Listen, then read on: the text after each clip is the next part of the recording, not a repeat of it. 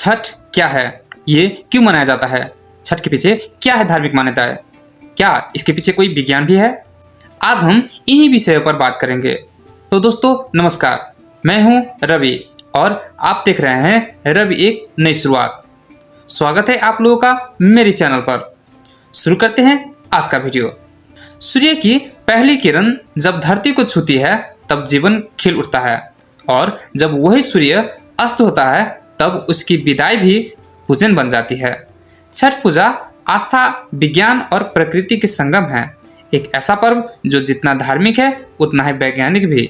छठ पूजा, जिसे सूर्य षष्ठी भी कहा जाता है, प्राचीन मिथिला और आधुनिक बिहार, झारखंड, पूर्वी उत्तर प्रदेश और नेपाल के तराई मध्य क्षेत्रों का प्रमुख त्योहार है।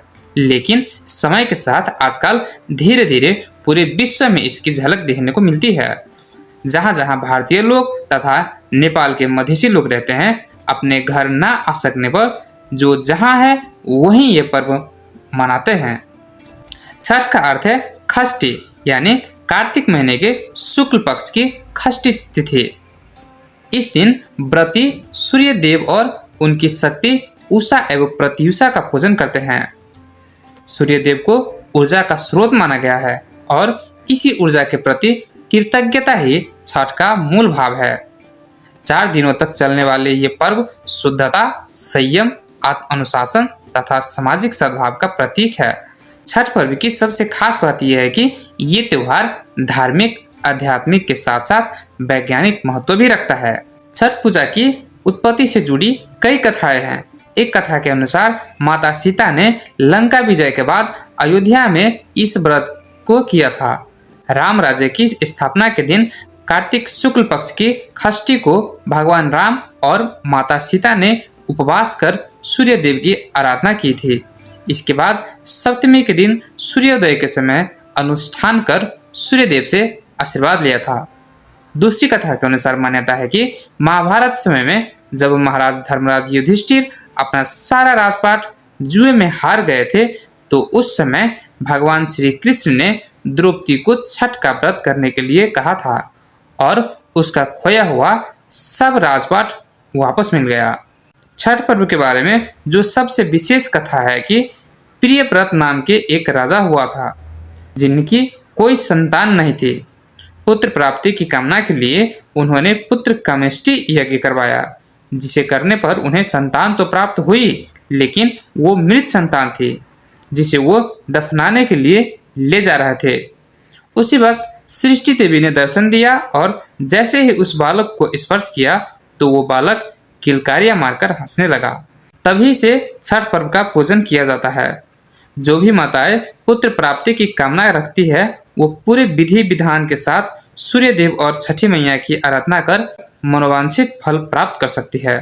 छठ पूजा कोई साधारण व्रत नहीं है, ये एक वैज्ञानिक रूप से संतुलित डिटॉक्स प्रक्रिया है जो शरीर, मन और आत्मा को शुद्ध करती है। आइए समझते हैं इन 4 दिनों का विधि और वैज्ञानिक महत्व। पहला दिन नहाए खाए। इस दिन व्रती स्नान करके शरीर को शुद्ध करते हैं और केवल एक बार सात्विक भोजन करते हैं। भोजन में सामान्यतः लौकी भात और चने की दाल होती है, जो शरीर को प्राकृतिक रूप से क्लींस करती है। वैज्ञानिक दृष्टि से ये शरीर से विषैले तत्वों को बाहर निकालने की प्रक्रिया है। दूसरा दिन खरना। इस दिन व्रती पूरे दिन उपवास रखते हैं और शाम को सूर्य अस्त के बाद गुड़ चावल की खीर और रोटी का प्रसाद ग्रहण करते हैं। गुड़ जो आयरन का स्रोत है और चावल कार्बोहाइड्रेट देता है, जिससे अगले 36 घंटे का उपवास सहने की शक्ति मिलती है। ये बॉडी एनर्जी बैलेंसिंग का उत्कृष्ट उदाहरण है। तीसरा दिन संध्या अर्घ। तीसरा दिन शाम को व्रती सूर्य को अस्ताचलगामी अर्थात डूबते हुए सूर्य को अर्घ देते हैं। ये अनोखी पूजा है क्योंकि आमतौर पर भगवान की आराधना उनके उदय पर होती है, लेकिन यहाँ विदाई के समय भी सम्मान दिया जाता है। विज्ञान के अनुसार सूर्यास्त के समय की रोशनी में अल्ट्रावायलेट किरणें कम होती है, जिससे सुरक्षित सूर्य स्नान होता है। ये आंखों और त्वचा के लिए भी लाभकारी होता है। चौथा दिन उषा अर्घ। अगले दिन प्रातःकाल व्रती उगते हुए सूरज को अर्घ देते हैं। सूर्योदय की किरणें शरीर में विटामिन डी के निर्माण में मदद करती है, जो हड्डियों और इम्यून सिस्टम के लिए अत्यंत आवश्यक है। इस प्रकार ये पूजा सिर्फ आध्यात्मिक नहीं बल्कि एक प्राकृतिक वेलनेस प्रैक्टिस भी है। छठ के दौरान एक विशेष खगोलीय घटना होती है, जिससे सूर्य की परावैज्ञानिक किरणें पृथ्वी की सतह पर सामान्य से अधिक मात्रा में पहुंचती है। जल में खड़े होकर अर्घ देने से इन हानिकारक किरणों के दुष्प्रभावों से बचा जा सकता है। पानी में खड़े होकर सूर्य को अर्घ दिया करते हैं। इतना ही नहीं, छठ पर्व पर्यावरण और समाज में भी योगदान देता है। छठ पूजा पर्यावरण के प्रति चेतना का प्रतीक है। लोग प्राकृतिक सामग्रियों का उपयोग करते हैं, जैसे कि बांस की टोकरी, मिट्टी के दिए, केले के पत्ते, फल और जल। कोई प्लास्टिक नहीं, कोई कृत्रिम सजावट नहीं। ये पर्व प्राकृतिक संरक्षण का प्रतीक भी माना जाता है। नदी, तालाब और पोखर की सफाई छठ का एक अनिवार्य हिस्सा है, जो हमें पर्यावरण की रक्षा के लिए प्रेरित करता है। ये हमें सिखाता है कि धर्म और पर्यावरण एक दूसरे के पूरक है। साथ ही छठ पूजा सामाजिक समानता का भी संदेश देता है। इसमें ना ऊंच नीच, ना जात पात, किसी का भेद नहीं रहता।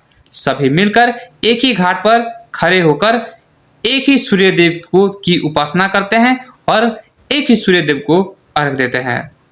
तो दोस्तों, छठ पूजा केवल एक त्योहार नहीं है, ये आस्था, विज्ञान, स्वास्थ्य और सामाजिक समरसता का अद्भुत संगम है। आपको ये वीडियो कैसी लगी, हमें कमेंट में ज़रूर बताएं। इन वीडियो को शेयर करें ताकि छठ का ये ज्ञान हर किसी तक पहुँचे। साथ ही चैनल को अभी तक सब्सक्राइब नहीं किया है तो चैनल को सब्सक्राइब कर बेल आइकन को जरूर दबाएं। मिलते हैं अगले वीडियो में, तब तक के लिए नमस्कार। जय छठी मैया।